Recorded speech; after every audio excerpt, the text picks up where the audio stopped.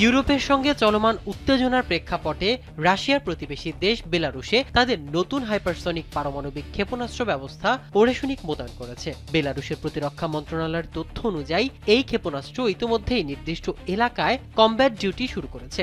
রাশিয়ার রাষ্ট্রীয় সংবাদ মাধ্যম তাস প্রকাশিত এক ভিডিওতে প্রথমবারের মতো ওরেশনিক ক্ষেপণাস্ত্র ব্যবস্থার প্রকাশ প্রদর্শন দেখা যায়, যেখানে একটি বনাঞ্চলের মধ্য দিয়ে সবুজ জালে ঢাকা ক্ষেপণাস্ত্র বহন করা হচ্ছে।